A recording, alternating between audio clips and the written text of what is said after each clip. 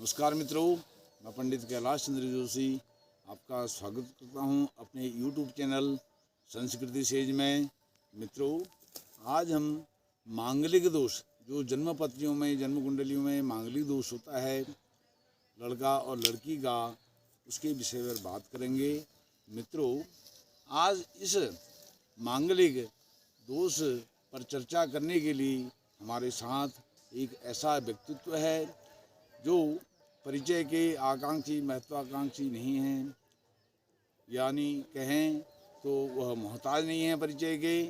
वह हैं आचार्य डॉक्टर रमेश चंद्र जोशी। आज हम उन्हीं से विस्तार पूर्वक मांगलिक दोष पर चर्चा आरंभ करेंगे। आचार्य जी नमस्कार। हाँ नमस्कार, और सभी दर्शकों को भी मेरा नमस्कार। आचार्य जी, आज आम जनमानस में मांगलिक दोष को लेकर के बहुत बड़ी शंकाएं हैं, भ्रांतियां हैं। इसके विषय में आप संक्षिप्त में अपने विचार बताएंगे। मांगलिक दोष जो है आज एक बहुत बड़ा हवा समाज के बीच में, हिंदू समाज के बीच में बन गया है। और जब कोई बालक, किसी भी बालक बालिका के लग्न, चतुर्थ, सप्तम, अष्टम और द्वादश भाव में मंगल होता है तो मांगलिक दोष उससे मोटे तौर पर मान लिया जाता है। लेकिन अगर सूक्ष्म विचार किया जाए तो मांगलिक दोष होता नहीं है। और मैं कहता हूं कि इसका पर सूक्ष्म विचार योग्य विद्वानों द्वारा करना चाहिए, तभी उससे मांगलिक जाना चाहिए। मांगलिक दोष जैसे आपने बताया 1, 4, 7, 8, 12 भाव में मांगलिक दोष माना जाता है, लेकिन दक्षिण भारत में जो द्वितीय स्थान है, दूसरा भाव है, उसको भी मांगलिक दोष के रूप में देखा जाता है। तो इसके विषय में भी आप कुछ समाधान बताइए। मांगलिक दोष द्वितीय भाव में मानने का कारण दक्षिण भारत वालों का यह है क्योंकि यह जो अष्टम आयु का स्थान है उससे 7वां भाव बनता है, और इसलिए दक्षिण भारत वाले द्वितीय स्थान में स्थित मंगल को भी मांगलिक दोष मानते हैं। लेकिन उत्तर भारत में ऐसी मान्यता नहीं है। अगर दूसरे भाव से भी मंगल का विचार कर लिया जाए तो ये उचित ही प्रतीत होता है। आचार्य जी, यदि उपरोक्त भाव जो भी 1, 4, 7, 8, 12वें भाव में मांगलिक दोष होता है, और यदि इन्हीं भाव में मंगल ग्रह भाव मध्य और भाव संधि में हो तो इस पर भी क्या विचार करना चाहिए चलित कुंडली का? मांगलिक दोष 1, 4, 7, 8, 12 भाव में हो, और लेकिन चलित भाव में अगर मांगलिक दोष नहीं होता है तो मेरी मान्यता है कि वह मंगल दोष से पूर्णतया मुक्त हो जाता है। अर्थात चलित कुंडली पर विचार का बड़ा भारी महत्व है। यदि मांगलिक भाव में 1, 4, 7, 8, 12 भाव में एक का मंगल हो, दूसरे के इन्हीं भाव में मंगल नहीं हो, तो ऐसी स्थिति में क्या कोई अन्य ग्रह मांगलिक दोष का निवारण कर सकता है? आपने बहुत ही उचित प्रश्न पूछा है।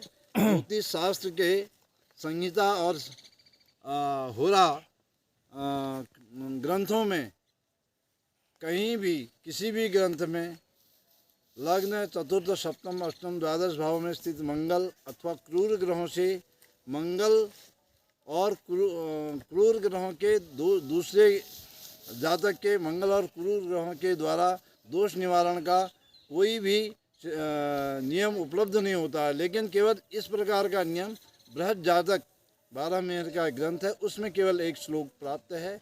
इसलिए यदि हम पाप ग्रह की काट को मान लें तो सप्तम मंगल से काट अगर मानी जाए तो इस प्रकार तो बालक का अगर पंचम स्थान में राहु है और बालिका का भी पंचम स्थान में राहु है तो उनके दोष को दूर माना जाना चाहिए, लेकिन ऐसा नहीं माना जाता है। यह फलित ग्रंथों के सिद्धांत के विरुद्ध बात है। इसीलिए प्रोफेसर प्रियव्रत शर्मा और आचार्य भास्करानंद लोहनी ने पाप ग्रहों के दोष का निवारण पाप ग्रहों से होने के सिद्धांत को ही तर्काभास अथवा मिथ्या कहा है।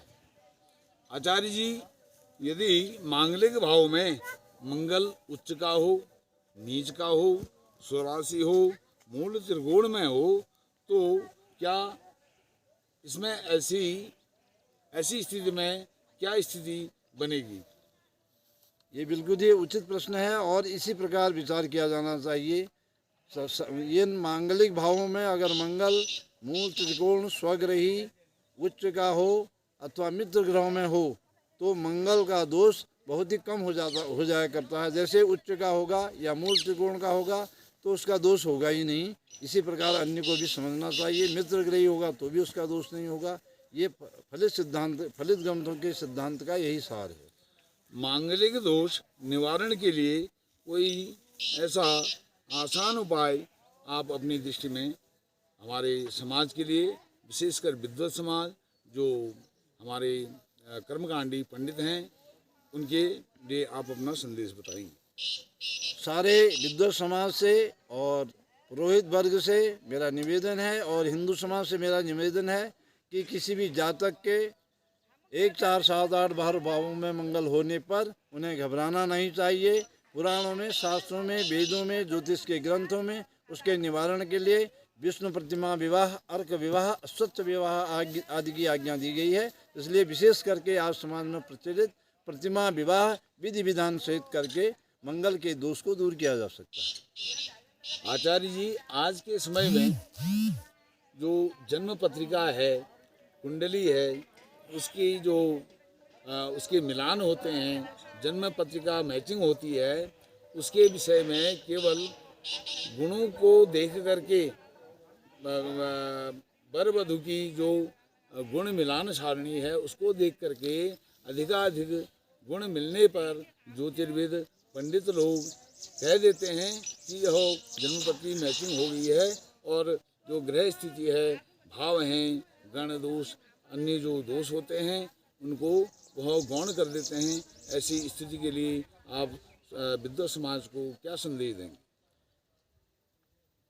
ये जब ग्रह मिलान में, कुंडली मिलान में ग्रह मिलान को नहीं देखा जाएगा, केवल गुणों के आधार पर कुंडली का मिलान किया जाएगा तो ये उचित नहीं होगा।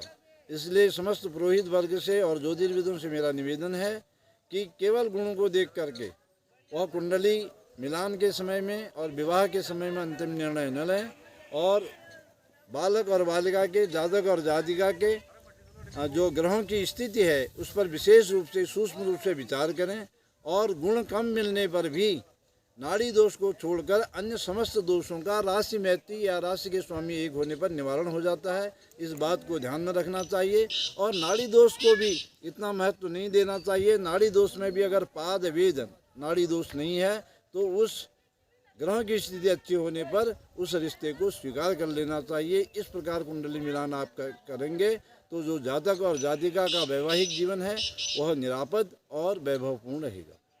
आचार्य जी, आपने अपना बहुत अमूल्य समय, बहुमूल्य समय हमको दिया, मेरे चैनल को दिया, इसके लिए आपका कोटि कोटि धन्यवाद है और आप अपने आशीर्वचनों से हमें अभिभूत करें।